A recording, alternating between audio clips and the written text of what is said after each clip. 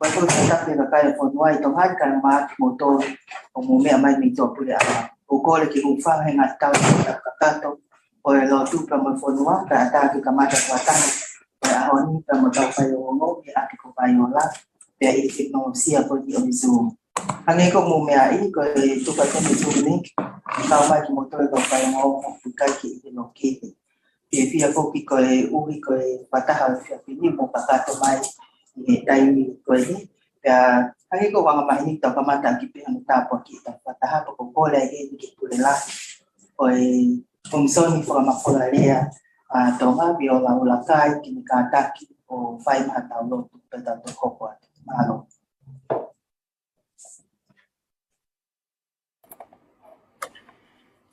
Malo pito Mona Lisa fa ukol pe ke fa taulotu eglele mau fa feta ki afiona ngai tapua ke fa inasi aki ki mau tolu Yehovani mau fa malo hi kawe afiona yo mau tu imama king tu powono kama foke ta hene kuini na naspau pa mona fale mau fa malo yo tua ka kawe afiona I toenga hu eke o fonua pe ke kawe afiona yo mau ek palemia ka ma foki ai ho ek me mi pa o kabineti mo tataki o fai ki o ma fonuani fa vitai ko la mari le pe ek minista mo ui ka ma ai CEO o Potungaue pe foki ki ka autorità mo ka onesi o ku fa ka mai ai ma fa mo ui ai afiona ko hiko fai ngata ako yo to he fonuani ma ko le pe o tua tapu ki na pe ki na tolu a kaivi mo malo ha ilo mo poto mo kataki ko hiko na fatongia ma fatukituki ko ri faki ki na uma tapu ki na nge mo ki ma tolu e ka u fai ngongo pe fo ki o ma family ka ma a ka kai e fonua e ngai taimi ko ni ne ngo ma fai ngata ia ka ma iloi o ku afio pe afiona e tek mau tolu taimi no kotoa malu yang mau fonua me ngai fengata ke fa na tula ka ma a ngai fengata a fononga anga mau yai mau ko le no ho fanga yo alo ko Jesus Kristo ko mau fa mo oi amen ke lo ke le na pa ko mai viola la fia fo ko ri me a hanya e sta mo ui ona po sa yo ta ka mai fo ki mo tale kita ko mo ui ko si yo ta ta ola o ku i Zoom link ko ni kita pule ko ni ba ang tu at Potungaue Dr. Reno of Anoa ka ma fo ki ai pule lahi o le para mahat payola Dr. Ana ka ola ya o ka mai pe mo nes pule o ba ang ki tu sista fute ka ma fo ki ai tale kita o Fekau'aki IT Walter Haro ki ta fo ta ko ahon hangi ko wa ma ni ka mata pe ai me a sta pe hivi pe ya tu ka te whanga maari ki mo ngai whirui o tu mos na te ki ko ngako ni aya ko ko le tu pe i taha ai kau taha pe ka to kia whanga maari te tau ko te whanga whatongia ke ai ula ko ana whanga maari ki e minista mo ono po Dr. Saya ki pa Halo pito manarisa pe ko ko ke fatap ki afio to mafio tau lo Tonga fatap ki he hau e fonua king tu powono pa mo e fare ha mo off tap ke palemia ka mai hoiki minista e kabineti fatapot ki he hau e ke fonua pe ki ha mata pure ko fatapot wen ki he kakai fonua mo fanongo mai ka media pe sola mo vulango tau kau fakata I he konferensi pa mo kau fai ngongo I ho atani ai ata ma motuan ka mai ka ngawe ke fai pe ha update tu nga ku ia e covid ta hiva I ho tau fonuani tau fatai ki o to mafi ke fuaki vi mai ke ka ngawe kai ko ka ngawe pe Potungaue mo wi ka pe ke kau laine mo ai ngai ta fa ke I wafu ka malai wakapuna ka polis whakakolo mo nau tolo ku nau whakahoko whatongia ki he mago e whonua. E watpe ki update wawe tunga kuia e COVID tahiwa mea I peka kai whanua hak motolu kau whaiongong I he tua pule lulu whalai tokanak pa moe sāpate tunga koe kuia e ngahi keisi I aho tua pule lulu u kōsi na e keisi e wangea u hiwanima whalai te au ni menima tokanaki keisi te au tauta pe au koe ki ane a fi o report koe e aho ni koe keisi te au maafitu koe keisi whakatoa e ne fituafe wangea u tolu wha o ku oswikawa e whaafe hiwangea u tahanima pea koe active case ai e uafe tolngea u mātolu hangepe koe ngahi update o ku whakahoko atu koe kau pekia ne toko hiwa koe ne kaunga kia ia e Koviti pea koe tuunga ia ku au kia he pongpongini e Koviti tahaiwa I tongani ko wawau koe keise wangea whaono koe keise whaoa e tolu ane afi o siwikawa e te au maafitu pea active e keise e te au tolu hiwa o whatokangai ange pe kau whaiongongo ka mai ka kai whanua o hapai koe keise e fituono na e o manatui lelei pe osi koe civic ki nautolu na e follow foki ki hapai na e positive ai foki toko ua hiva osi koe ahoi nima e nau I hapai taim koe na nau toi civitu o ai na negative toko taha ono ka kei positive pe toko taha tolu mo toko tolu valu fo o I he civico ia mo whatokangai ang time da e civic na tolu he wikosia a flaite ko toko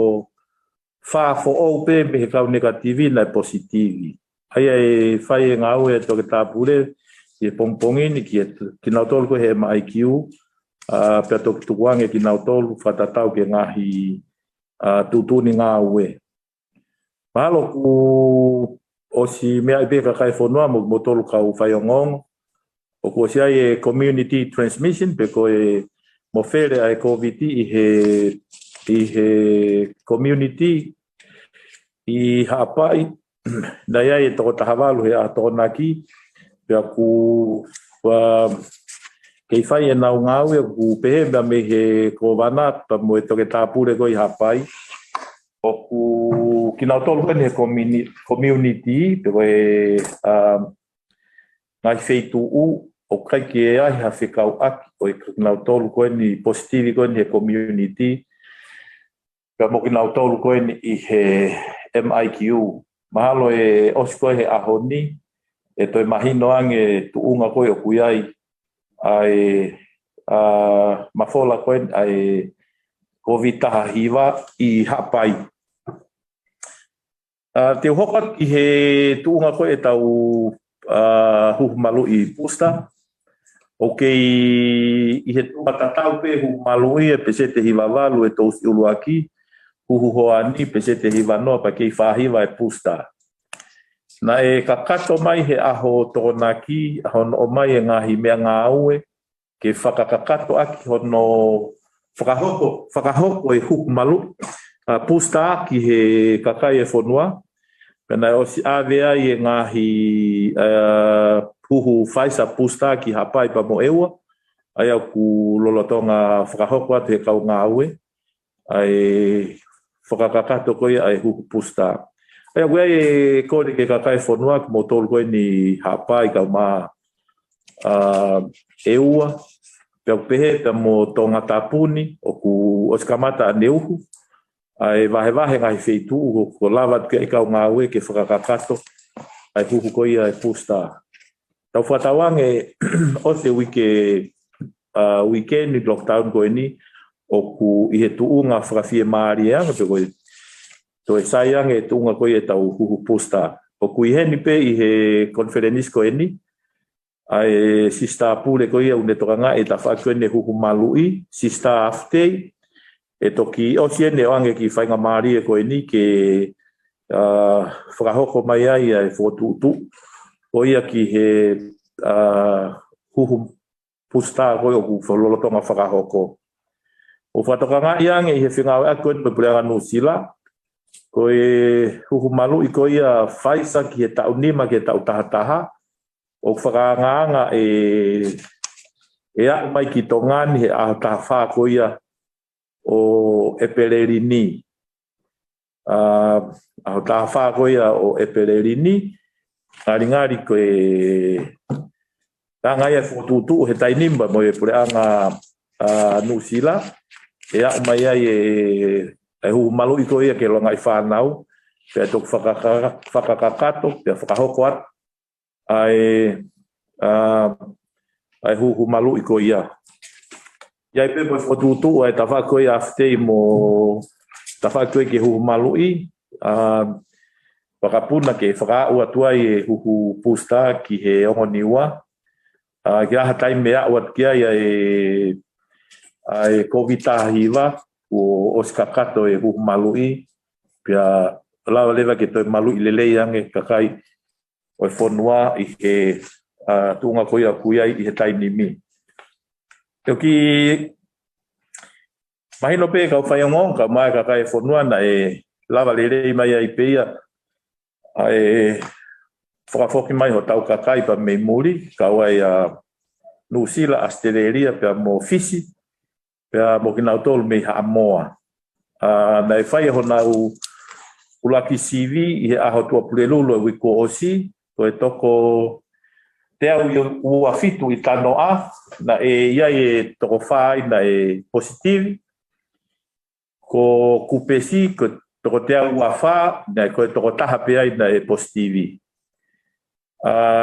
Mo whatokanga iang e kau whai o ngongo, ko nai toi ave ngahi specimeni pa mei tongani, nai to'o holo pe me u community ko i Tongatapu ni, ke toi whakapapau pe veurieni o kui tongani. Mau mai ola ko ia, ko veurieni o ki he community, e omikoloni, PA Uluaki, PA1. Ko e keis whakatoa e whātolu specimeni nai ave, ko e specimeni e tolu hiva o ku PA1. Ko specimeni e whā i he ongo i waka e ua, waka ku osi mo e waka ki mua ai, nai tau nai toko ua he waka ko ia, mo e waka koe ni ku osi, nai o mai o ku PA ua. O whatokanga iange na e kinau tolu koe ni neong na mao e omikolon PA1 he waka me no sila. Kana e tuku kotoa kinau tolu i he MIQ o toku mahino kunau negativi, pia toku whakaata kinau tolu ki tua o nau foki o nau ngahi api. Aia koe tuunga ia kuia ai Koviti hiva i tongani. Te oange whainga maari e koe ni ki a haftei ke ki i tānaki mai i he huhu malu i koe ni pusta ku moi Polokalama ku lotonga lere he tainim e Potungaue moi kore ke kakai whonua ke nau mahuinga o kito e Polokalama koe ni ke whakakato ai huhu pusta ke toe maluang e kakai whonua he ne kakato koe ai huhu malu i. Malo af. Malo pito ikminista pa malo mau whainga maari pa kokole pe ke hufangatu i he talawhatapu kotoa pe ko sa whaki he ikminista kai ata moku ata ki whamatala no pe Fekau'aki pa moe tunga kono kue e tau huhu malu i tau te fito pe ke tau pusta tos pe tau huhu whakalahi e ko tunga koe e tau pusta tos e tainimi tau whakalahi ko Tongatapu ni o tau i he pesete whāwalu, ko ewa o i he pesete ni matolu. Ko wawau ko nawa na to pesete ni manoa, pia ko hapai o nau pesete e whātaha. Pia ko yongo niwa o toktiu e nau hu ke a tahani ma koe o i mahinani, o kai pe palani ko e ofia peki ai ko whai folau ke whakakakato ai huha o niwa. Hange pe ko na ko mo me ai ko o si tau mai foki ai fai to o pia moe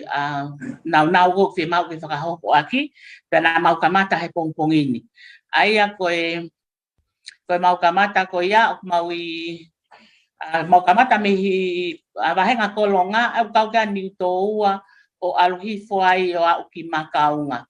Aia mau iai au kakato he ahon, pia mau hoko mai a pongpong ke wahenga tataka motonga, aia te mau iai pongpongi o mau o mi hoi pe o au ki pelehake. Aia te mau hoko pe he ai pe, mau hoko ke wahenga fua motu i he aho pule lulu. Ko mi have luli ko ai pe au ki fua motu, mau hoko ke ai pe ki wahenga vaini, ngai kolo koe o ku i he wahenga vaini, o mawa upe ki he tokonaki ko mawa upe wahenga homa. Aia te mau hoko tatapa mau ale vai ki hifo o kamata pe me hata o mau fai mai pe o au mai pe o au ki koloni ko mau koe palani te mawa mai ki koloni e fa o singa koe o wike kahau ko ngari kakato ia koe ai ngahi kolo e mau alu whaka kolo. Ka koe whatongange ka kai whonua koe ua ake ne mauri ua tu. Ai ak mahino o wai e toko ua mano tupu ia o te kiai ke whakakakato e nau huhu pusta. Whakalahi ko i Tongatapu ni. Ai aku wai ai ua mano tupu ai pa koe toi ngā o ku i toko tolu mano ko ni o kuitahi ia ke whakakakato e nau huhu. Ai ako Polokalama ke tau huhu whakalahi i Tongatapu. Ko hapai o kulo tongalere atu ai pe ai Polokalama ko eua o kulele pe mea tatau ko vavau ko nau foi faito oen pa mo e nau ngai bea ngau e koe ke whakahoko aki ai huhu malu i a vavau ko rak whainga maali e wawe taha pe whai talano ki a pongpong to koe pule lulu e whakakakato ia hano o atu whafolau atu ki vavau ke whakakakato aki ai huhu malu i a vavau. Aia koe tu whakatoa koe e tau a huhu whakalahi ki tongani kotoa o tau ke peseti pe whahiwa. Koe whakaamfo kia ke oseange wikendi mo wike kahau ko a ukatu unga ko tau i olunga ke siai pe ke tau tokoni pe i he malu i whonua i he Koviti taiwa, pa koe le whakamātoa atuatini me ta whaake hu malu i. Ka ko ala te huhu ke ngahi kolo mo kataki ngawe aonga akia, te aku mau whenga ke mau alu me kolo ki he kolo, ko hui ke ua te whaha whe alu ak, kai hau pe kolo ko ia o pe he whai anga huhu te tu ko ia, ko hi pe ke tau whakasisi i pe ai whio aki ke holo ai pe e tau maha koe ki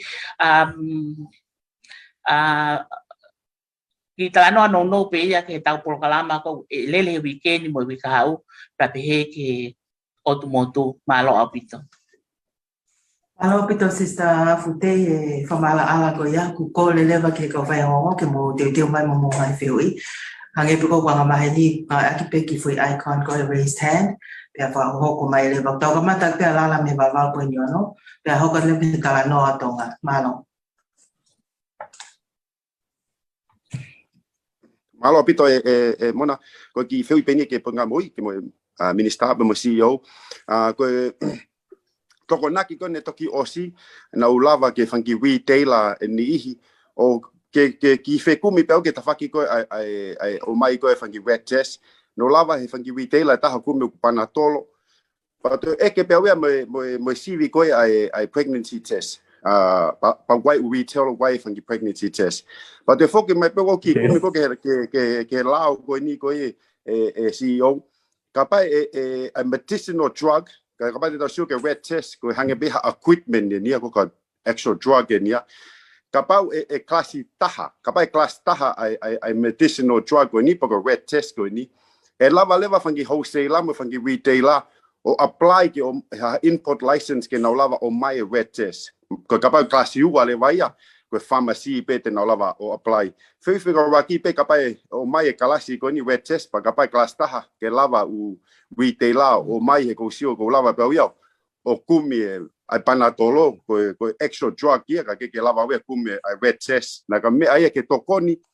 ki he Potungaue Mo'ui he ko sio ke fika na ko holo fika ia ai daily ai number na ko uhinga ia ko ke ale ka kai o CV ko na tokoni ai o mai e u retailer ia ai fangi red test mo tokoni pe ke mahuinga ko red test ku ke fu mama fa pe red test ia ke ka kai e fonua wai u kauta ia una fe kumina tore a red test so ni ke lahi ke na lava sivia ke na ka ngawe ke lelei ke na tolu me malu ke na tolu ko ki kole pe na lava classify fangi red test to ni na tata uia mo pregnancy test mo pana tolo ko ke lava pe kita kumi ha fenga feitu upe na ka wat mo red test ia he class 1 palava leva fangi wholesale mo retailer o mai malo Malo bito lala pe tukan ke CEO ke ne anga talia tu o fehui mo falavelave mai ko ki rapid test. Yo malo bito lala tape mo imisa ka fatapat ke ka o fa mo. Ko yo fehui mau ingai ni lala ke fa mai no ipe. Ko la ko ke therapeutic course act ko fa ma fa ifo ke committee. Ko pe ta committee fa fono ko National Drugs and Medical Supplies Committee. Ona tolo una fa kala ko ai classico e huai ai red test. Pena os fai falata. Pe na o loto taha ke ai peki classe 2A. Ai a vole se ta leva classe 2A, ai o pau peki ke hu me ai i pharmacy. Kai firma kai ke te firma prescription. Ka firma peki ko vinga la pe ai pe committee. Eu ia be foco my pregnancy test, mas do pregnancy test o me pe e pharmacy. Ko inga pe ko firma pe pharmacist can have a monitor. Can monitor pe high supply me fe. Pe ha no storage. Pe mahino pe mo no dispense o ilo to ta ko o ave ke ai no fonga. E tai ta tau foki ka Paula o firma ha ta ha ne supply for personal use. Angkat ko mai kau taha ka pau na firma pe ke na ma fe na tol na kau sta o lava pe ke fagata o me ko ya ka ko me ko ki fagata o ku tatau pe to ngan pe na sai pe me fai ke fe ku me tim ko heni ki no sila mo Australia hange o firma pe ke ho pe a pharmacy ka na to hanga o ka pau na ave ka retailer ka pau pe ke de ai mo permiti a retailer ka ke license kau pe hanga pe ko pana tolo kai ke pe ke retail ko to pe mo fo ke na patau e pana tolo ne o class 1 o firma pe ke necesita ai retail ke imagino un fakatau e fo mo to ton ko ia o ku ton fakatau pe pana tolo hanga ko lei polo hanga ko no packaging o pa pe ke comply na ga ji pa mala la pe la ke siale kata ki kole tu pe siale ke na tu pe no tu pe te a mea ke ki subsidize pe tau ki cost ko ia ne mea mai pe minister de mo ki si o pe ke ta faki ko ni na toko ni a ku mahino pe ku pau pe ke alu type 2 ka ku pe ki kole atu e fonua na ko panga wa noa ia ke foi tese ta ha fu ma mafa o pito Ano pito lana ko tau fiku yo ko ku o mai tala no atonga ospe ko ya pe soane pe toki Marianne malo te pe ko pe ke hu fanga te mai Tongatapu ro ki fe hu pe Fekau'aki pe mo ngai fai tutun ka pre anga me whakafou he tataki pe mo fari a Potungaue Mo'ui he tau fononga me he mama lan mat patau alu mea lan mori pe kon te foto kula ko hi whakaha mai o ku stretch capacity a Potungaue ko ki fe hu pe fa mo ke laba tuk me ma ki whakamama ka hanai ai fokotutu ke tau hoko atu e makatu unga nei I he ha e tau te foki o lanu mata pe koe lanu mori e fe mau nei ke raki tola haka unga e whare maha ki pe koe tau pusta ke pese te hiwango fulu pe koe holo e tau case positive o ka hanai makatu unga te tau ala te foki e te ki whakangaloku loku ange koe pe malo Malo pito supa tako tonga pe ke CEO ke netalia to fehui. Yo malo bito o kuia pe fo ke ai o triggers ta pe ko ngahi me a ko ne au sia pe ko tau mo ne foi lan ke foi lan Aku aspe traffic light framework Potungaue puleanga. O tu ku available pe website ko na Potungaue. Ka ko tamini fo ko tau kulopula. Ka ku ai pe ngai ngalopulo. Ai aku ko taha ngai triggers ulaki hanga ko ni ko positive rate. Ai ka pa fa ni ku over ai test i pesete nima. Ko mahino ku fire pe kulopula. So kapai fai ko holo ifo ilalo te si he peseti ni ma te tau consider orange ma green. But I mean ifo ko tau Tesco fai o me o vai he peseti wano o Tesco fai o positive. So that's a high rate. I over here red here. But I trigger ko availability of tests. Now we like red test for malo ko ambege te for mahino hen. O lava before ko fai te sia I fai mahaki. O ai o kai to tongi. Hago me ke ko tonga ko pai. Ku mahanga dai mino prioritize. E kai ke pe ko te fi test beata. Pe mau te test kai to tongi. O pau ke te ia ngahi me au pa hango ni ka pa te symptomatic ka pa wa fi tu te ngo. Ka pa ke no fai ta mo ka vulnerable people. Hango ni ka pa ka vai. Kapag kai ko ke suka to malunga me mai me pe kapag ko kita te ngawe front lines ai ko high risk places here kai ko pa ke te ma kita si vita to tong ko ta triggers ta ha ko coverage ko ni vaccine e tu ka to mania o ta hostele ta to green ai elan mata ai coverage of vaccination ai ko ta pesete hiva no fully vaccinated. Tu que fa hiva ya ko ne booster. That's a bonus. Ko capacity ko ya Potungaue. Ai hang pena winga tau move going to red. O mone o pito peia ko tu na mo smea pe kia ya to lati. Ko ka ngaue na 10 positive. Time ko na test ya. When if you mau ke quarantine be isolated as I ka ngaue. A lot of them are recovering. Okulahi leo makakaya tigna tolu for now fokimana awe. Pe kuya ipe mo fakatoka ngai ai rate ko ni o ta fononga ko ni. Okuai pe hangange pe ko ta wa ki tumutumu.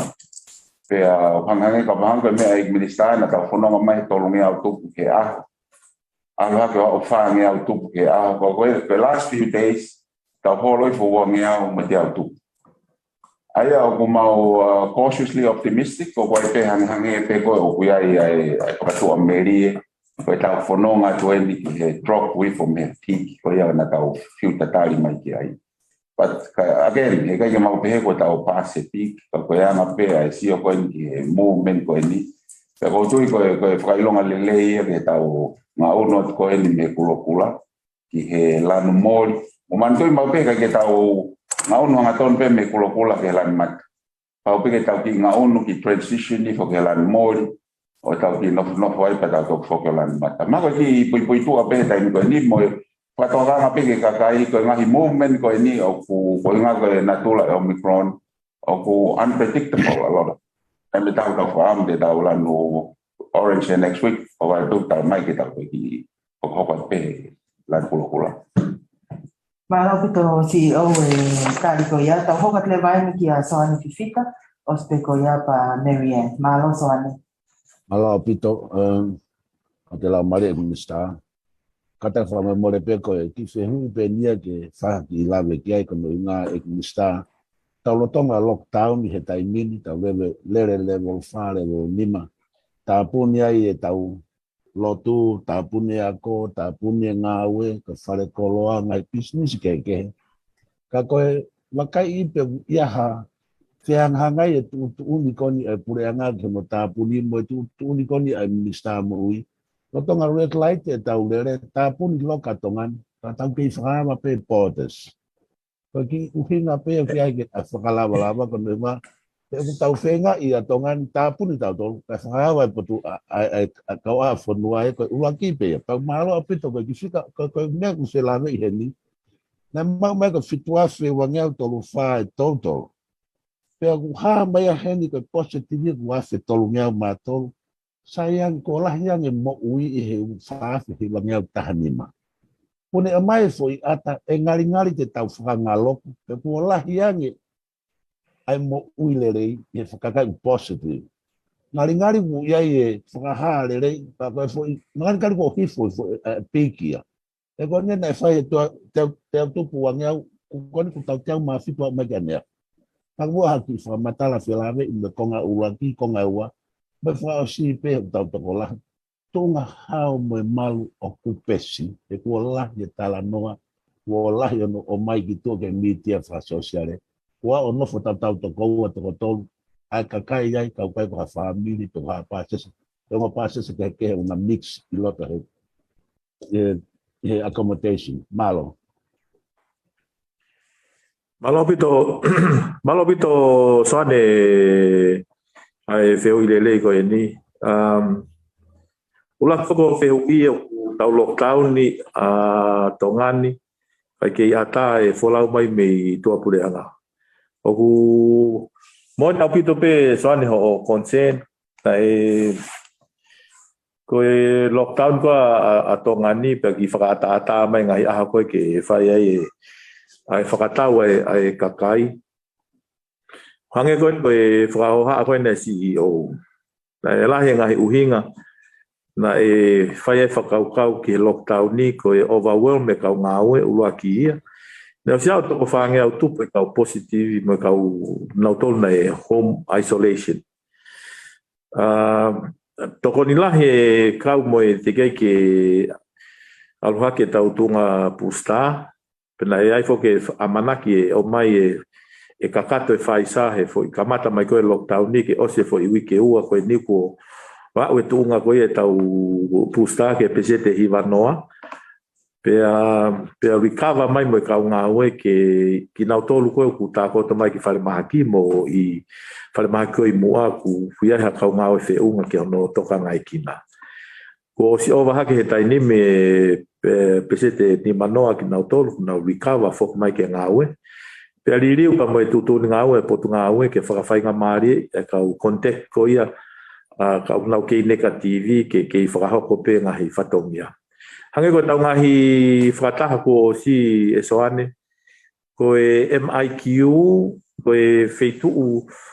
malu taha ia koe hono toka ngai koe ki ai e kau foki mai koe pa mei usila. Matui ko tau whengain ki whakafoki mai ho tau kakai ko si owa he tau e taha me tau e ua ni tau tolu e ni ke nau foki mai ki tongani. Hange ko I whika koe nau o atu I he waka koe na toki sivi nau tolu he waka koe e ni. O tano a koe toko whaape ko kupesi toko taha pe a kau ki nau tolu koe na positivi. Whakatoka ngā iange, o kunau koe kau ngāu e koe, o kunau ngāu e ki ai, ko o tano, a koe toko fitu pe ia, ai a koe toko tolu ai pe wha e Potungaue, to e ngā koe sotia pa mo e polisi, ta tau pe mo kupesi, ai toko si au pito kau ngāu e ke nau hanga toka ngai kina ki nau tolu, ka koe nau foki mai, ko hange ko ku whaoa aso ane koe waka koe ni toki osi, koe osi mai e kau tuku waka koe I fisi. Neongo e lockdown ni e soane ka koe uhinga pe foke whai ka pai whaha lockdown ko te kei ke e au mai ai whakautua ki tongan. Koe no ku I he community ia, lolotonga pe hanga he kau ngāu e lolotonga o tokanga e kinau tolu koe ni I mua pa mo kinau tolu e whare mahaki o ku nau puke pe a whakataha pe I he whainga make ke he whakataha pe pa mo e Koviti. Kau koe iai pe whainga maari e ke tokanga e kinau tolu whoki mai pa mei tua pureanga. Mahalo koe ki tānaki nonoa pe ko whiwhiri soane? Wala pito soane tau hukatu lewa ki a Marianne me he broadcasting. Pea osi pe ko ia ku mau mai a tonga whanua. Malo. Malo apito mo nai mau whanga maari e. Ka e ko whehu raki a koe kona ko tāri mai a esaia. Ka hoka taipea ke whehu I ko ia hono wa. Ai a ku mahino foki o kamata ke holo mai ai ke si koe ni positive cases talu me tua pulirula wike ko osi o mai koe ni ane awhi. Koe whehui pēia pe koe hālewa ai mahu inga hono verified daily positive cases. I he number of positive cases koe ni o whaatuku mai koe ni me o mo pēsi website ke a whangatuku koe tuunga koe ai koe tau COVID outbreak. Sape Merian ke tale te CEO o whehui? Io, malo bito Merian, malo koe mea mahu inga taha ke tau ilo i foifika ke tau ilo i trend. Pe hu ki whee tau whanonga. Aia koe foi uhinga ia o tau hanga i peo tāna ki foifika koe ni. Mahu inga bito i ke tau hanga o Potungaue. Pe tau kaka ki o lunga, pe hifu ki lalo. Pe ku te aha ki Fekau'aki ange ki uneven peaks. Ka koe uhinga lahi ia o whai ai hono mau contact tracing ki. Ke nau tāna ke te ita koe ni he koe ia te hanga o mai ka tau tolu e. Ai whapapau i pe tau in control, pe tau not in control, koe ngā ke whai ke tau whanonga. Pe maho e this point o mau inga, wefo ke kakai unau sipe nau tolu, o nau ilo positive, pa wasi ai pe mo e fika telefoni he ni o advice ke nau telefoni mai ki ai ke mau contact tracing team. Ke na hanga document mo tok whai hano verify, mo ki nau tolu e positive. Ko ngā ke kau ia he hono tāna ke teita koe e whanua whakalukfua. Ko ngā teita mahu inga ia ke whanua whakalukfua. Angi koe taimi ke nau atai me isolation, taimi mo kau context, mahino pe kohai. Ai koe ngai kātoa ngai whika koe ni, neongo o tāna ki me ngai whaitu keke. Mahu inga ia ke whanua whakatoa, ke nehanga katake tau whanua. Malo. Malo apito to ke tasi kai fra osia te Moimoi te te fo kai pe ke whehui uruaki nga maratonga tali mai ko. Ai aku ke pe oku mau nai ho mo nga we ko ia. To hinga ki ho mo contract tracing ko ia. Ki hono tau pe hono isolate ko ne ka ma ki api. Oku malawa nai ai ngawe ko ni pe kai. Isolate api quarantine to nga family fe to fi ha nau api ga ka to leka ga ma tauhi o ga ka leka ga nau me kai nga fun titela ko ia funga we la he ni e mga tuunga e ho mo nga we ko nge mau a hono o mai ko ngai fika o tuku mai ai ko ni fika ko ni mo tuku mai fa aho pea ko fe ui pe pe mo to kon fe ke lava o fa hoko kakato ai nga we ka tuku mai u fika totonu. Ka pe fo pe o ai ha lili o ke o mo ngawe ko ni he ko mo ni o mau mau e mau tolu ko ni he li poti mai kakai o holo e o ke o te kakai o li o tesi ai ke mau e fika to ko foi mau inga na he ko ke fo noi ma man tendra o tana ki se te teo ai ton paksika o ta te ko ai ta precho papa e lava ha fo no tana ke 80% o fika within 3 days. That's good enough. Tonga ni tau stana ka tolo nga ma estimate o hepesete hilwa no fika tau lava tana. Aia ke tau ke tau wiwi whakai tangata, ke neo nau whai tana ki.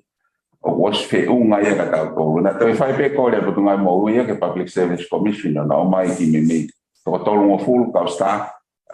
puleanga. Ke ma tokoni you're not trace to any kai koi. Ka koe kono mo ni koe tau fika tau tolu ia o reliable be up to maybe around 90% of ton pe. Ka koe anga ka mahalo mau inga pe koe ni ke realize to lahi. I challenges koe face it team koe ni. It's not any koe ka task fine of for ni.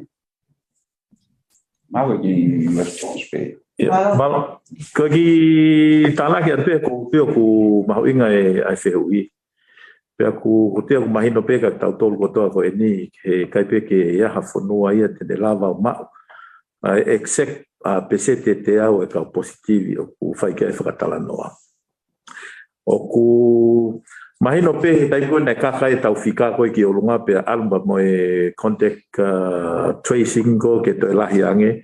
Na ia ia ngahi pole ko ni. Mo na pito me rien ia ngahi feitu uia me ka contact na kai ke lava he ke ka ngawe o autonu ki ai. Na e fai leva e whakaukau ko ni ke ia haki toka nga make he ange ki ka tu lave ngofua o whai ai ngahi telefoni pe nai whai e pe ngahi Polokalama no whaho ke kakai ka pau o kai ke ai hatatu la vea ngofua mo ngahi api ke whai pe na u folo pe na u ngofui panatolo i nei ka toke ai hato e mea ke nau te nau o ngoi puke lahi anga whai ngā mahaki kehe ke na o mai na tolo ki e whare mahaki aia nei koe mea lem na whai u toko tewa ki ngahi Potungaue koe uiai kau ngau ne PSC koe Revenue and Custom koe kau whai ako o nau mai o tokanga i no tauhere koti pa mono whahu e ngai fika kai te roto lahi ange ai timi ko kuna o whai ai contact tracing i hono monio na he ke mau ka kata fu pese te au ia koe o nau tolu pa mau kau patah pa motor pa media he fram ke motoko ni mai e tafako eni o kuhen pe Reynol of no ka pa to kia han to talan no pe tana ki mai ki he isiu ko no fai kia e talanoa pa ko tui ko e me alahi ko he tainimi o kai ko hinga e ko e ngafika ko o atu o ke lahi pe tesia ko fai ko ki he ngahi kakai hange fo pe tau fatala doa he lahi ko ke isi pa ku kamata ke mau prioritize Potungaue ko le mai pe fo na drive through hata hape ku o fietes pe ha o tes ka ko hinga fo ki tainimi ke ta fata ha tesi ke ki na to o na hanga fie mau okay to lahi pe rapid test ai Potungaue to me tese tolmano wangea wo he tainimi ai aku ke to lahi pe me tesi ka hanga ko tau fatala noa na prioritize ki al na tolo ku firma vivil mo mauinga ke fraho ko ki ai ko kai ke pehe ko ata pe fetes ke ha otes ke ku tola ita pe fo ke tau fa conferenisi o ku ko tare pe ko fofon ai ko tola pe ya na tolo pe ku kai ke ha me na wongo ko kau tu la vea ngofua u fai ki tokanga make ke ai Potungaue e tainimi mahalo to nya pe ki tana ko ya meurien ko fehui alo Malo pito administrata mo pale ka so ane pe ospura ko Tonga fonua malo so kata ki ko Tonga pe Eleanor malo Tonga kata ki be administrata mo si o e mau ngari hange ko mau ki tokanga mawahi atu he Fekau'aki ko ni ko fika ka ko te whi whakaose tai pia uia bere ki te lawe au ki ai Fekau'aki ko ia pe o ku ai ha fika pau whakaaho o ku tāketi ki ai ai Potungaue ke au ki ai CV ko ia mo whai i he aho pe o ku whai aki pe ia ko hae mea ko ku malawa ko e Potungaue mo ngahi CV ko me tua o mau ko ki whehu i pe ia a whaosi Fekau'aki ya ko e whaosi pe ko whehu ia te Fekau'aki ko ki he reinfected ai kakai e malawa ko ki te mau tu o ua ko e hataha e he Koviti o ko hai tu o lahi e malawa ke mau hataha e Koviti e malawa tu o ua ko tu o tolu ya ko tau reinfect ko e kakai ko e malawa i ke nianga create a new variant i he algo nge mahino to lahi ange mau e kakai he fonua e ko tau reinfect ko e ha kakai e malawa ke nianga whanau i ai ha variant for all i e Koviti malo apito e minister malo apito e fehui pe ku te utari ata e fehui ulo aki pe tu kwange fehui uaki he CEO hange ko ni ko fehui ki he pe kwa foi fika ta keti ke ai Potungaue whakaaho. Koe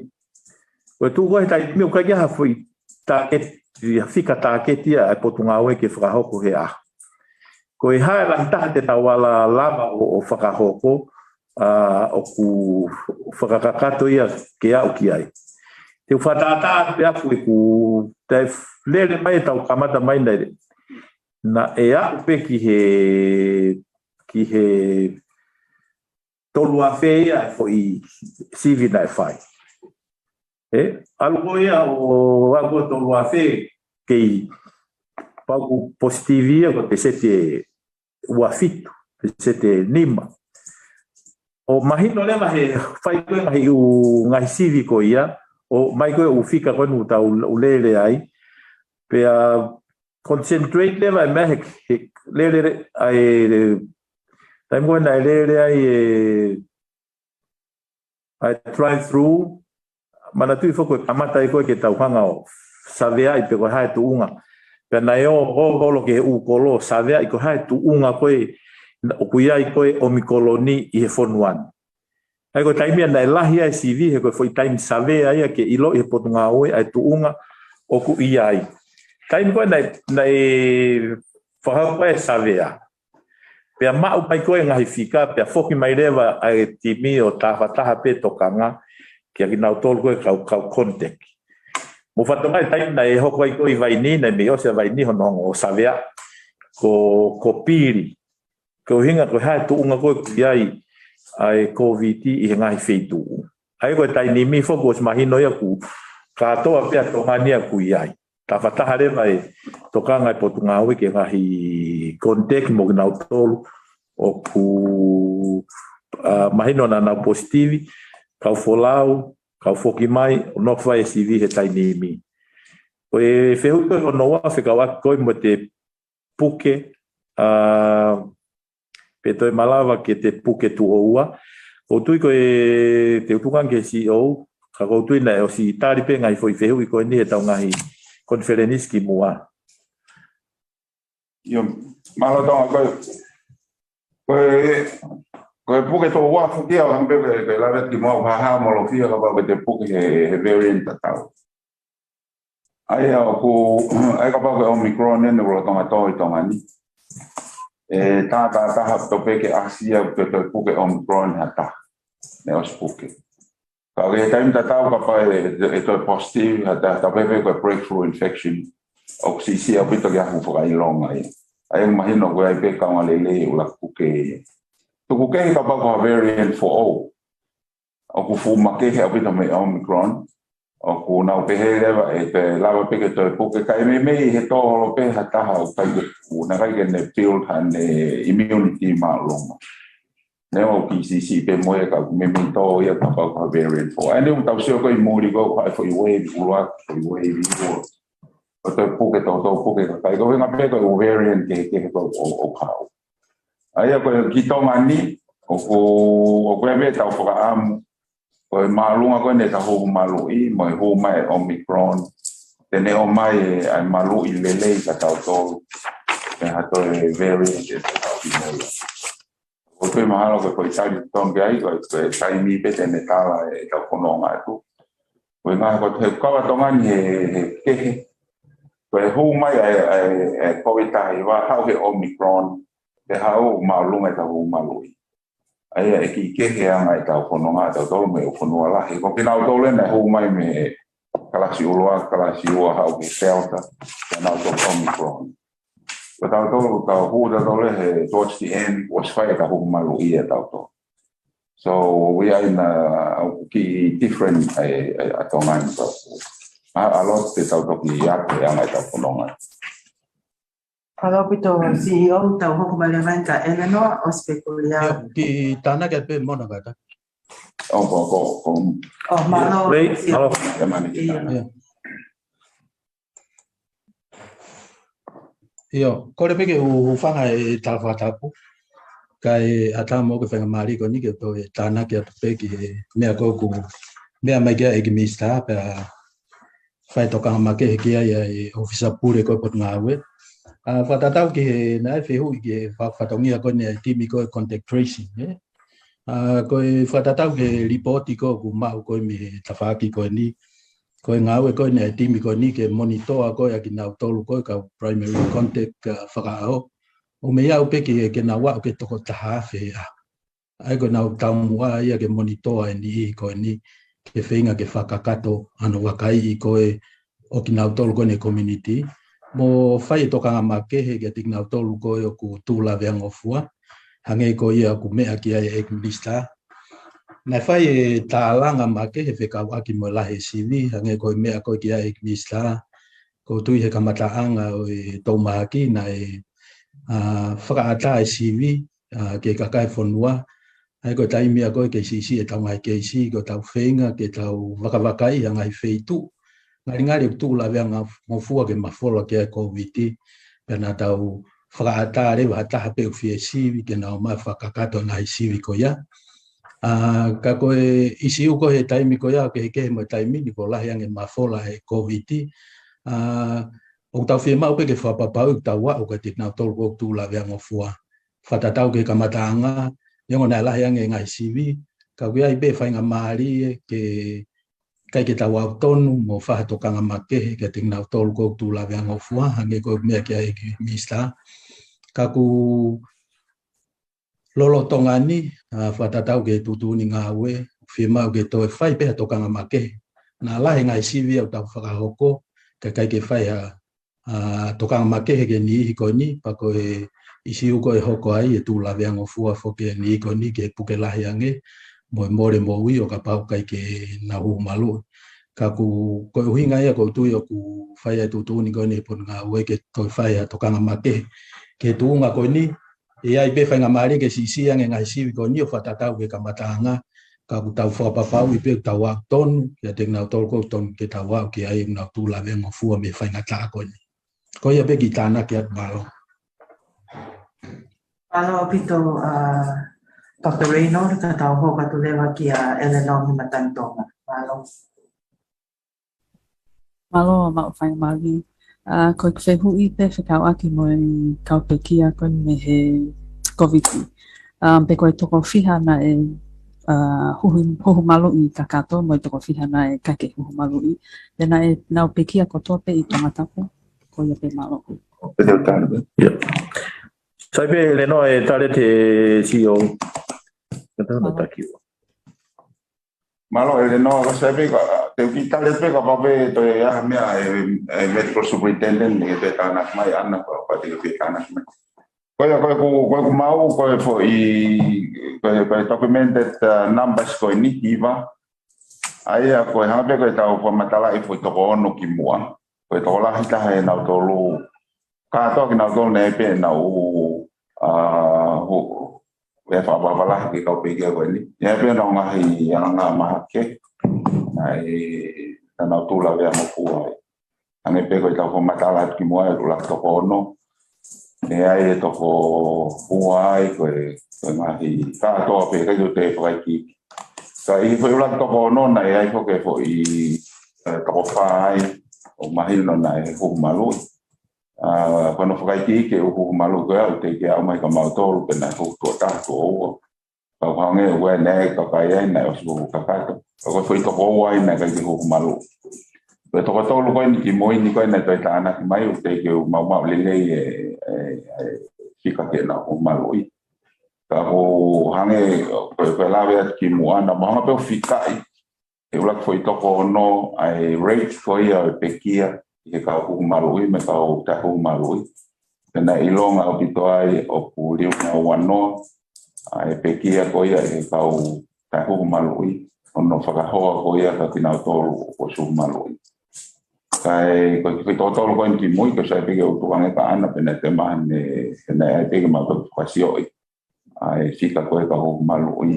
ka o te ki malu ana ne te ha te ki information ai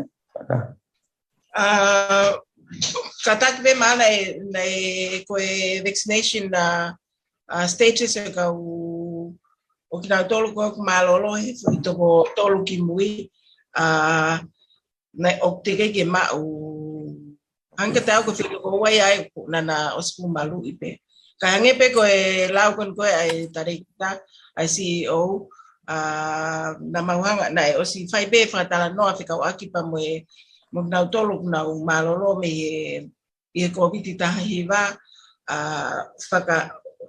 pe kuna osku malu i o faka ho ai mo kina tolu ko te ke hu malu i pa na o si mahino pe ia i ko rate o kina tolu malolo me he Koviti ta hiva kana na hu malu i o ku si au pito angeia compared ke ginau tolu koe o malolo kana kai koe ginau humalu ai ku hango la wa tarita mimi liunga wanoa ai reiti malo apito. Halo. Malo apito kata anak ora tahu kat lebain ki kele a voice o spegula pe meleman malo. Malo apito mona malo apito administrar mau whainga mali kata ki ko ki whehau ipe ki he tuunga koe ni na ia haapai o malawa ke mawholai koe vai lasi ke community pia moe follow up at pe ki tuunga koe na ia mahina whoki he press conference fra Moimoi ai tuunga na ia whoki koe ka inga ewa pia mo niwa na pe he tukumai whalaite ka te ke tukumai ha ngongo ki ai pia koe nau pia nau kole me pe ek minister he kau tuku waka na malawa ke nau ke ki holde to unga koe ni kai hano wha whoki mai ka kai koe pa me muri ka nau ki kolontini nau tolu i tano a ke mahino pegu nau pesite te au pa nau tok whoki at. Malo. Malo salamo ai na kau whehu i koe ni aka mai ai whehu i Fekau'aki mo kore miniua koia na ki motu maha lea. Wai o wang lele ia tu? Ia tu ai mai mo ka taku whehu i. Okay. Kataki ek minister koe whehu i pe ki he tuunga koe ni na ia haapai o malawa ke mawholai ai vailasi i e community. Pe koe whehu i hono wā pe wakai tuunga koe ni ke hano whawhoke ai ka inga koe ni niwa niwa pe mo ewa. Mahino pe whoki na o tukumai pe whamatala he press conference wha Moimoi e tok tukumai whamatala i au whalaite. Ka koe toi au main ke aho nite ki ke tukumai whamatala pe hae tuunga i ai. Pe koe kole pe ai ka inga mahino fuili fia ka inga koe i motu na alawa ke ki i taitaimi e ka uwhalau mai koe me muri ka nau ki kolontini nau tolu i tanoa ke whapapau i pe tuunga nau i ai pa nau tok whoki. Malo ik minister. Malo pito salamo e whehu i. Te utaria te whehu i uruaki pia tukange si au e whehu i koe honoa. Koe hange pe kou whamatala koe ane nai ki haapai. Koe ripoti o ko mai me he ko manapa mo Tongatapu le koe i haapai. O i kai ke aha Fekau'aki ai i nautoro he MIQ mo e ni koe nai hoko koe he community. Kana nau whakahoko mai mahalo e osiange aho ni e toi mahino lele yange ai tuunga o kui ai he na iai whahinga na mai me uotu motu ke nofo mai ki haato mo pangai teu koe whoki ka ko nau tōria na mao me ai e ai tai koe na whaia ki sivi savea pe koe Tongatapu le mo ka ngau koe i hapai. O kunau pehe ko kinau tolu koe he mai kiu na kai kia hanau Fekau'aki mo kunau tolu koe he community. Ka ku mea i pehe kau whai o ngongo mo ka kai whonua ai na tūla ia koe ne o mi koloni. Aia mahalo e ose aho ni e te mawanga mo mahino nge mai e ngahi report ka me haapai Fekau'aki ko ia pa mo e tunga koe kunau i ai. Ka koe tukange CEO e foi ke tare fe ko no wa ka mo foki ko na hapai pa mo ani niua mo ewa ko niua foki salamo na skole mai pe fa fonga puleanga mo e kule fa va he ke o te alang havaka he ha foi mahina ewa ku Fekau'aki pe ke ave ai ngahi uta mo to fai hatala noa ki Fekau'aki mo niua. Ko mea koe na ewa o Tonga whengawe ake CEO mo e kaungawe me ewa. A tukanga pe ke CEO ke ne hanga o pakahoko ati kuia i penga isiu he ngai wheitu. Ia malo pito e whehui. Hange pe koe mea ingmisa koe konga lahi tu ko kai whoke mauhanga o force ai fo i folau. Ka elewa ko mahino o fie maharia au pipe timi koe he ngai o motu. Ke na olava o tani lelei o ato quarantine. Ai ko ni toi tai mini o whai au pito penga e wāofi mo e task force a ewa. Ke na o sionge, ke na o ngahi whaunga te nau lava quarantine ha ta ka pai foke ki e wo ia ko ngai me va o mau lo tonga fa ta mo kina to e o fai te foke a ko ia me ko no hoko ki ha pai ke fa to mai pe ka kai ko omicron ne o pe ko ha ta fa na quarantine ne fai e pa pe ke e talimia e hu pe ya al e ai pe ki ma tu ke fai pe fo la wata a venga hi uta ai ne mai ta fa mo ke o ha ta te ne preach and I protocol e lava pe ke hoko nga pa pe ke a venga hi uta nga hi mea tokon nga hi ot mot ko ni ka ke pe ke tu ko ai pe ki na to luai ke o fo la wata wa ka e ai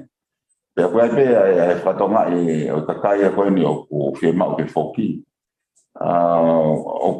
Padonga e fo o mo ke lava pe matol hang pe ki mo atu ne la to ave to ke ta mo ne ski ni o to ta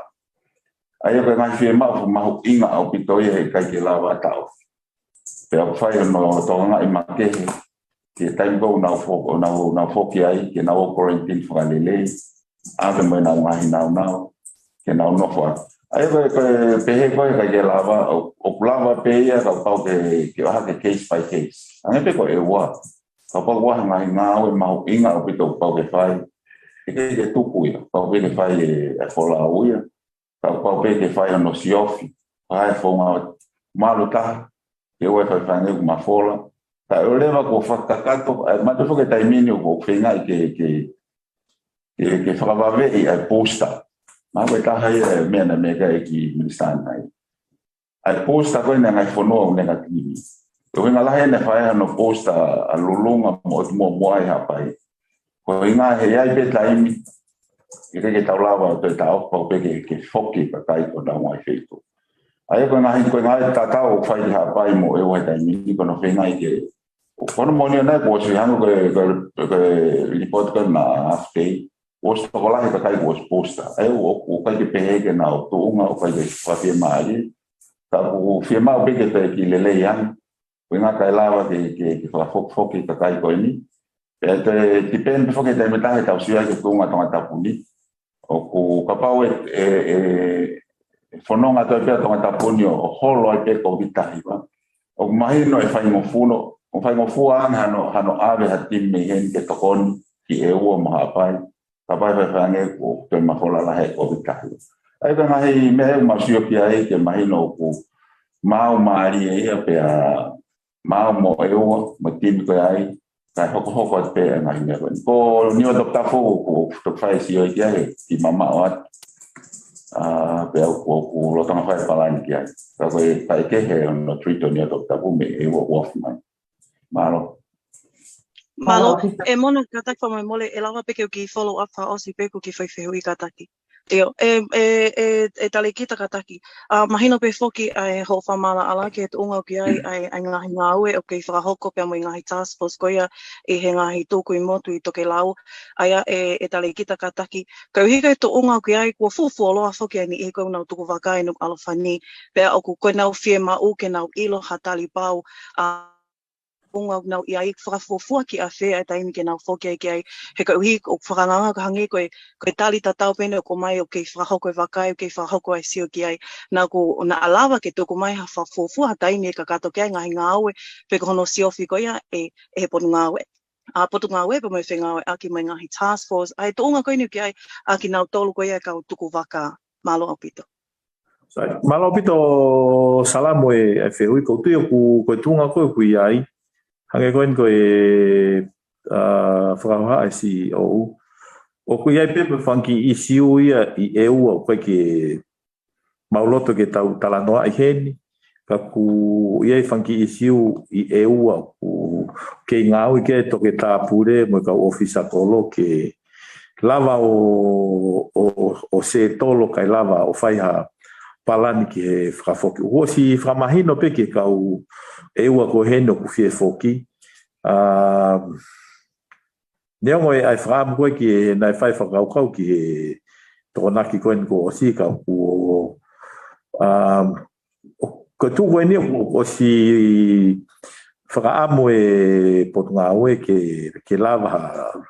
folau ki e ua, ka koe isiu he tainimi o ku i e ua, ki he toke tāpure pa mo ka ofisa kolo. O ku iai pe ki isiu pelepelenges ke whahano tālanga i he ngalu ea ka koutu o ku mahino pe ki he kerea voisi ia pa mo ka ua ku nau he ni he whetalano aki Fekau'aki mo mea ko ia. Ko ne mau pe timea ai ua ku kamata whatatau ke hona mea unau whia maari mo te nau lava ko whakahoko ko i e ua. Mana o pito tau hoka lewa tau wataha, pea mo whehu i mea mene manu, ospe ko ia tau wakai pe ku os owa he wataha, tau wataha, pea whainga maari ka whehu. Malo mene. Malo o pito ai mau whainga maari koe ki whawhehu i pe ia, uruaki koe tō whiha i he wipeti koe i ke ni o ku nau home isolation. O mai whoke whika koe a tāno a koe a pia mo kupesi ka koe ke mao mai e toko lahi nau tō nau home isolation. Koe whika wā pe ia, o ku whaha mai whoku ai toka mbake ka nau tō koe tu la vea ngokua. Koe makaia pe o ku koe tokanga koe ni ki kau la vea ngokua kau tō lekele ka mu nau tō koe a wā nau ngai maa tau hi. E malau nei he Potungaue ke ia hawhai ngā whika make he u whika tae totongi ka nau tō koe ia kau tu la vea ngokua. Mea pango pe koe keis ko nia o ku koe ke o pereperenges ke whanga o aku ngā ko tō tako ni ko whamili mo ia. Ka koe tō tako ni ko tui ulo tonga whaito atu whare mahaki koe nai whahoko pe ai hono whatongia ripoti o ku Koviti suka la vea hono vae koe iku anga eni o koe tō tako ia ulo tonga whatafa atu i whare mahaki vaiola. Ka pehe pe ke kau tō leke leka o kua haki nau ngai tauhi ripoti tō ripoti atu kai ke whahoko maha ngā ue ke kau tō leke leka ko ni. Koe kōle pe ia na o ku iai ha whakaukau ke potu ua ha whika makehe mak nau tō koe kau tō leke leka mo nau tō koe ia tu la vea ngokua ke nau lava ripoti atu i he taimi o nau puke ai. Pea koe whehui pea hono hoko koe tō whiha o ku he ICU i he tainimi mek nau tō koe ia o i kau active cases whehui wha o si pe koe ngā pe koe whehui koe ni nai o hake ia e he kau whapoponga koe ngahi mitia ai tauhi koho mo Facebook a koe Ministry of Health ana iai ai komen ia tō taha na kau ha komen ke kape ka koe ne whawhiu ia ai ngahi whaunga koe ia wheliri waki koe ia ngahi pika pia nai tiri tia mo pesi koe eke pe ia pe ko whe ngahi komeni koe ia koe taimini koe ngahi whakaanga o ku whakatupulaki ki mua e tau ngā wepa koe ngahi whakaanga tō tonu ke tō ke whai mai moha ki lawe ki ai koe ia pe malo. Alo pito mere manu e whewi lelei te u koe ta whakoen koe ki he ICU mo e mea te utuange ki he Tongatapu ke toki tari mai ai.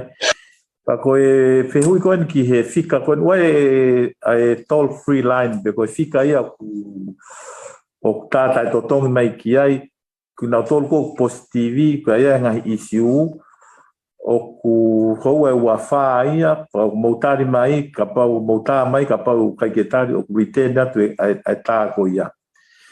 ko e noa valuafe taha ua mo e noa valuafe taha tolu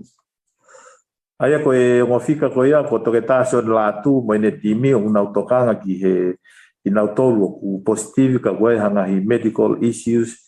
o ku whemau ke nau tokanga ki ai koe foi fika ne ua koe fika taha o ku alholope pia mo sion Latu o ke tari ngai whehui pa mo hangahi whemau ki ai koe whehui koe ni Fekau'aki pa mo e tokolahi ki nau tolu e ku ICU mahino veka te au ko mua ku ia toko fitu ai toke te utuanga ngewe ki he Tongatapu le whare mahagi pe ku ia ko hataha ku he ICU i he kau toko ni he tainimi. Malo pito egnista malo pito me manu e whehui koe kau mahaki katoa una lolotonga tokoto i Mua Health Center he taimini, sorry, updated to hiva, ko katoa kina tolu sama moderately severe ka kwa jata etokoto ICU. O kwa hiva o na tokoto iloto fare mahaki vaiola o na positive na tolu wa tokotolu vitariai o kwa fahinga o na imakeke ka ko ngawe akio tariai mo makeke usually ko ave peia ko fefra mavahe pe me toenga ko na family ka gina fe home isolate ai ko fahinga ko ya me ko ka front line o ngawe aki ko ICU ko ya ta ICU hange ko tokanga mai ko ki ai ko fika gonna watu tadai minister no avalua feta hawa mo no avalua feta tolu na toki kamata pe ia I falaite o vite ko osi pe oku fiema o ko fika ko ni o e fai hatano ia ki ai o ka pau pe o ke positivi pa ke ta mai ki ai tau te fito ka pau o ku ai hamea o ku ke ngoi ko hinga ke fai atu hatokanga ka koe mavahe akina tolu na tokanga I ko e Koviti iva aia o kulolo Tongatapu ai Dr. Sione Latu ana pe ko na watu ko fika taha ai ko Sione meanga o to holo ai telefoni ko ia ko hinga ko mausio peni ki he ke tokanga ikina akina tolu o fainga ta ia he tai mini ka kwai hana mahatawi ko taha peni nga we ai fare ai Potungaue mo ui o fai ko nga ko mautukanga atu ki ka kai kono tu la vea ngofua e Koviti heba ku whakawhea ai a Dr. Sione Latu ke hau o tokangai a kina tolu koni koe I Koviti pautaki ai pe I nga ue whaka whare mahaki aine a whare mahaki Fekau'aki pa mo e Koviti heba malo a pitu Malo ana ko ki fehui pe ko mo Fekau'aki pa mo Facebook page ton ko Ministry of Health. Mahalo ko CEO pa mo minister mo mona no Facebook. Mahalo opito kata ki ko taka anaka ulo fatonga tu tau tai mio bungata he hafi pa mele ke ilo pe kata ko Facebook page o ku whenga pe ke tupata ngahi whamatara ko tokon ki kakai pa ku iai pe ai ngahi lili o ate mga whamatara Fekau'aki mo ia ngahi tari ni he uwhehui o tupata pe he ngahi messages inbox ka whai pele le taha ke tāna mo ngahi hui paro o pito ko e hui u toi pe minite ono pe a osi e tau taimi u kore atu ki a supa ki o mai o ki whehui pe a kapa e laka mo whehui taha ka ko e hawhe a e wha ka taki pau ki hoko aki whatomia hoko. Malo pe te supa. Malo pe te whainga maari. Pako kore ke Moimoi atu pe I he ngahi whemea aki koe kuas whakahoko. Na ke mea whoka minister pe he ku te lahi pe whangaki mea tesi, mea sivi. Toi nai ha tolu mana tupu ka ku tuku pe o prioritize ke te kinau tolu na fuwhie mau. Ka ku tuku mo mea I pe ka pau na e tukuanga ki a taha no tesi ha whainga taha pe ko ratu ke tesi. E lahi ngai ngahi tesi e whakahoko pe ko tau wofia ngia ki hono ilo I e toko lahi to tonu e kau positivi. Pero hinga pe ta la furin ko hui nes mea mai si o wani nai ko taha ngai triggers ki he tau traffic light ko number of tests pena soka hak mai pe Dr. Reynolds and tanaki ki hinga ngali hola e tau si Koviti fa tau hoa ke ne kamata mai ka ko fihu I pe ku hoko nai hen ha fe paki I he tau fe mau ke ilo toko lahe kau positivi hange ko mea si o ke tau ilo trend pe kakaki olunga pe to ki lalo pe ngai fe pak ne tau mo ko ia pe mai fonga ko na ko no whakatangata e tesi ka te nau tol pe ko mo fu fie mau he ko tu ko ni ko tau whakatangata ko ia e tesi ko ni pe ko tesi ko nau tol pe alama me ni ko positivi pe Moimoi pe me ki fe ko ni fa more ko si whakatau mai ngahi me tesi pe me ngahi kliniki pe ko pharmacy pe ko ni he ngahi kliniki ko ni ko ngahi kliniki ka to ke ta pe o whakako whatongia ka to ke ta po ngai mo ui we tu mo mea I pe ko ngahi klinik ko ni ngo ko na service ki mo ui ka he osa ngai aha ko ngahi business pe pero business ko to pe fata mo ki tup ko ia ko fifiri pe ko na hen ha conflict of interest I hono fata ngata CV ko afare ma ki ka hitai mta tau o hoko ke fata wa ngahi mea CV ko a kliniki Pepe malo. Malo super teo ki lawe no at teo ki he konga ho fehu I pa tok tuange ki he CEO ke o ku fie whamala ala peo ia ki lahi koe ne o CV mea CV koe no toe mo pehe ko ku whakangata na whakahau kat pehe tau I he anenai ange pehe tau press conference koe taipi na lahi taha I koe whai koe ai CV koe whinga hano savea koe hae tuunga koe o kuia I koe ai Koviti tahi vai tongan whakalufua. Hange koe nei whaka maika a reinolo. Pea koe tai koe mahino mai ai koe ke Potungaue tuunga koe na iai. Koe mea koe no o kuhinga I koe Potungaue ke ko mahino tuunga I kuiai. Ko sia o ke fituafe tupu o case positivi koe ku ripoti. Mahino pe ia ka mautolo kuia ngahi kakaia una fai pena o te siho na ngahi api pe kai ke nau reporti mai pe nau hange pe ko ngahi fare I ko ku atu ko he Potungaue ko huinga ko e mau on pehe ko e talanoa o Tonga ai tunga ko pehe ku mau pehe ke mau hanga prioritize ngahi te si ko no fai ka nau tol ko si hae ngahi whaka ilonga ko nau tol ko kau contact yofi kau laine mua ai ko na tolu ia o fa ko ki ai we pe ngai Potungaue ku lere pe na te si ia na tolu we uhinga pe ai Fekau'aki ia ki ai talanoa o Tonga na o fai foi tes ai we nei hata pe fe ha tes o fai foi screening ko ia au mai no le ka ma tolu he tai nimi he ngai tes ko ia na lahi ange pe ngai yo mai na la yang pe ai negativi ko e tesi ko en gos fa he tai ni me gos yo fi over he fitumano tu kapau te tau ko tai pe tau tolu e tesi ata pe ku tes ko tui kai ke tau hanga da tolu o ma o tau mua o e tesi ke ta mahino pa tau hanga to kanga ia ki na to ai au fa e to kanga ma ke ko ka na tolu ku tu la vea ngofua na tolo ku asimai ngai whaka ilonga ki na tolo ku nai whai a whio ki waofi mo ki na tolo ku positivi mahalo ko ki tāna ki atpea ki he whiwhiria talanoa Tonga kai tungangan ke si au he foi konga koe taha ho whehu I supa Yo malo beto ko te fetana ka pa ke me kanu me ka ekmista ia Fekau'aki mo role o tesi o mai no pe ta fe mau fita ko matu ka pa ta tene ngo I hano feito ka mo fi ka tare fofon o ku etesi ko ia me ka ke to tataria etesi he Potungaue ka ke fe mai ke totong ai ka pa ko hata o ku ne ngo I fainga me ka pa ko hata o sopa I he taula vea ngofua I kai ke tatari e pope ke tesi ka koe toe ka koe hataha koe ke neongo I hano feitu o koe ke vao fi mo hataha o ku hange o ku la vea ngofua ko tau ki pea koe vaa mama o tui ho mas whano ma o pe o koe ke tonu ke wari ke whima o ke aha o tesi mahalo ko whimea o whima o ke whatau ngai Aya o ton ke hao pe ko ia ke pe ke fuke ko ha me pe.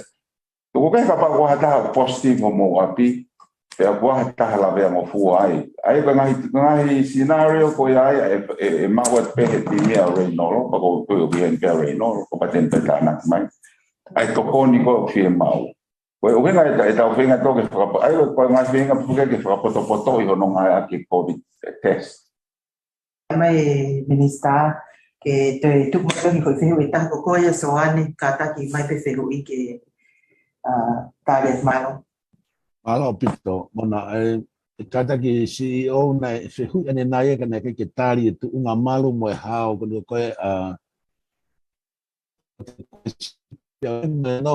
share room wai ka ko flight ke ko mai me fitu ke na share ku pesi ka to ko ke fihu ko kata mai mona sai que hoko tai pe ko sai pe ke Flavia pe ki feu ko na mai so ne ko ande nai so ne e ko feu I fo ke tu nga malu ko ku pesi Katoa u whakafoki mai ka u tonga koe mei mori, koe ongo feitu ulalahi e ua, ko tano apea moku pesi. Koe ngai whii o mai koe na kai kia ha isiu moku pesi, ka koe wholau koe niu o mai ngahi launga Fekau'aki koe moku pesi.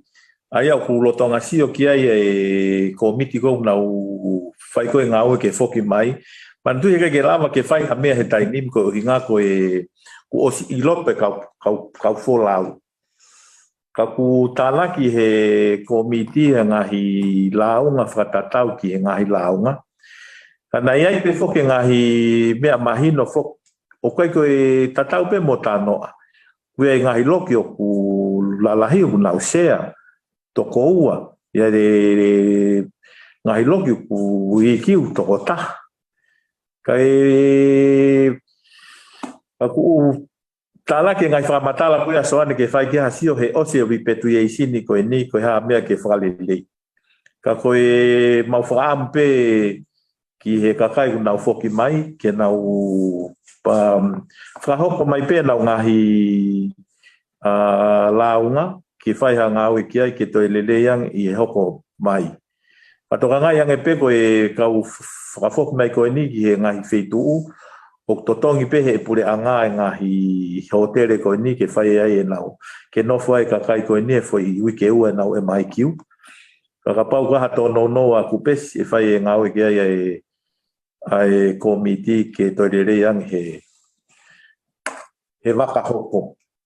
Alo. Malo apito egmista ka ki fewi penya ke hoka tu ki ai ko ki keise taha u ke ko sine o atu ke ta ake ni fo la ki fo he test Koviti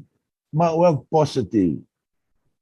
te whekau ke foki ki api kau ke ilanga ni fo ke toko toni atu i api lo tonga ko ni tutuni ke no foko e ke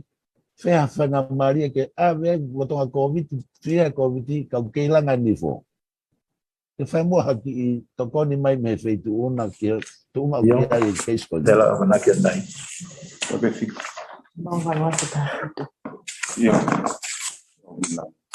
sabe soane mai fiu ko ke talia te CEO na fai pe mau fata de nai o pe pure ko ia va ni fo o ku nau ngau e pe ka ki nau tolu ko ni o ku tatau e pe ku te Koviti pe kai ke Koviti ka sai hono mai ko na ke ko ha tare CEO ki ai mo e to ke ta pure ko e fare mahaki e fai ha sio ki ai yo soane ko foi fika ine e tagnifo ko no valua fita fitu ai a kapau kwa e lava pe ke mau ke ta ton mai fre magi ko pa ya fai ka me fa ku ta ma langa ni ko ngai me pe o ta ke ai ku fai pe to kon ke pa la pe ke o mai o ta ke ni fo pe na time pe malo bito malo Pito soane ka koe toi ni te puani mo te hoko pa malo te ngahi ke hulele na ai te fini ko wi wani pato hi ta hangi ko na alia na pa alia te kamata ko le tu pe ke hoko leva ki he fama o ko mai minista pe ospuga pa ko le na meme ni ke le si mai ta o ta ha te malo pito Malo pito famalo ke motolu ka fayongo he lava i tau conference ko ia i he hoatani Fekau'aki mo e tunga ko kuia e Koviti. Mahino pe ki he Potungaue ai mahuinga ko ni ke whakakakato e huhupusta pe hange pe foko e whakahoha atu a si staff te ane nai ai Polokalama ko ia ku o si whakahoko atu ke whakahoko ai huhupusta. Fi whamahino pe ki he kakai e whanua, mahuinga au pito e ai huhupusta. Pea ko ki mautolu koe ne toko uamano koe i Tongatapu ni, kua e kori ka ki mautolu koe whainga mahari e. Toko ni ai pureanga Australia, pea mo e UNICEF, ke whakakakato. Pea koutui koe tausio kua stongani e lava lelei. Pea i pe katoa e kakai e whanua ku o ku o stotonu ko ia ke nau huhupusta O whatoka ia ngena mahina e nima he osiko e ai huhu hoani. O holo he tai nimi o tatau pepa ngā uwhanua muri. Holo hifo e lava peke ke huhu pusta o se mahina e tolu. Ai huhu hoani. Aia koe kore peke ka kai whanua ke mō ngā au ngā ke whainga maari e koe ni. Koe e whakaama e Potungaue, tatau pea Tongatapu ni, e ua, haapai pia mo wawa. Tui e mahino he ngai whakamooni whakasai nisi. Koe osiang koe pustau koe lahiang e ai hono malui kita. Mei he omi koloni, ha te toko te whare mahaki, pe koa te i he ICU, o a oe peki he te pekia i he Koviti wa. Koe a koe e whatokanga ke ka mo e kore ke kakai whanua ke nau tokoni mai ke whakakakatu. Ke mahu ngau pito peke tau tauhi e ngahi tutuun koe ne Koviti, tui ho tau mask, tau he wāmamau, me hanga ke whanofano e ni maha, ala peka ngahi mea, pe koe ngau ea ke ngahi hand sanitizer, ke tokoni, ke a tek tau tōru. Hange koe whakawaha koe ane nai, koe whafolau maho tau kainga koe mei muri, ku nau iha atakai ki tau tōru, ku whaingofua hono toka ngai, pea i he hoko lelei mai koe hono whafoki mai kakai mei muri, ku ose mai kau tuwaka mei fish, ko Australia mo New Zealand, tō lahe kau tōri ku nau foki mai ko nau ngai whamiri, kau aku ose nau ako mo nau tōru ko tōa pena i whia mau ke nau foki mai o ku lava lelei e ngai whatongia ko ia. Mai no pe whehui mai Fekau'aki pa mo e wholau ki eua pa mo hapai, hange pe koe whaha te CEO, o kwhai e Fekau'aki wao, ka mo e whafonga pureanga i eua, ka mai kovana mo te Tongatapu le me uwai whanua, ke whakakakato e ngahi mea kuna uwhia mau, ka e lava ke whoki atu e kainga koia o eua, ka ma hapai, ka pehe ki he ongo niwa. Koe wamaloa te lava e tau konferenis koia i he ahoni, pea ko whatawanga pe koe press conference ka hoko, e toi whakahoko at pe hatai, koe ke tau talanoa pe ki he Koviti. Kone pe ke kau whaiongongo, kuia pe ngahi ngahi whehu i oku tau whehu i mai pe he konferenis koe ni, ka koe mau whaamu ke ngahi whehu i koe ko se whae talanoa koe ki ai, ke aha ngahi toi whehu i ange oku mau teu ke tau talanoa ki ai, pa koe mea mahu inga ia ke tau talanoa i mea e tokoni, pea mo lele ia ki he whanuani Fekau'aki mo tau whainga koe ia ke tau ako koe ke tau lava pe o nofo pa mo e Koviti, he koe whautua ea koe ni o ku whamaman lahi. E neo mo e whainga ngai whanua hau koa mamani ke na hanga ta ofi. Ka o ku natula pe ia o e Koviti, tau monu ia i tongani. Koe omi koloni e veurienu ku tau whetau laki mo ia. Lahi ngai whanua na e kamata nau tōru he ngai veurien ke he o lahi ai ngai pekia. Ka koe ngoi koe pa mo e ilo koe a kausai nisi koe tau pehebe koe ko hai he ngai veurien koe ni o e Koviti haiwa ke mau koe veurien koe o omi koloni. Hange koe ku tau wausia he ngai mea ku wausia he Potungaue. Neongo e lahi e whika, ka pau te mo mea hifo ke he whika, koe toko lahi taha ia ko na o suikawa. Toko whaafetup me me ni maaf, toko whaafetup si ipe o ke active cases. Pea kon whakatoa whamalo lahi at ki he ngau e mau mo whahoko e kau whaiongong, pa mo whaampe ke hoko atai pe tau whe ngau at waaf, ke tau toko ni e kakai whanua Fekau'aki ko pa mo e Koviti haiwa. Pa mea koe Fekau'aki mo hapai e toko mau mai report pa mea pahalo koe tau konferenis hoko, te tau tānoa whakaiki ai ki he mea koe ai hapai. Pa kono whakatoa ko whamalo lahi at, mo mea mai he whiawhini, ka mo lava lele e tau konferenisi. Leve vai whawa. Malo. Malo pito ik minister ko lava sa whataha pe mo tawhai mo pe mo ik minister mo ui ano po Dr. Saya Piukala, ka maafu CEO, Dr. Sia Kauola, pe he whongi ki he Tongatapu le wa ngau ki tua, Dr. Reynold Ofanoa, pe mo e Tongatapu le o Whare Mahaki, Dr. Ana Kauola, pe he whoka sista afu, te pe mo e Tongantale kita, Walter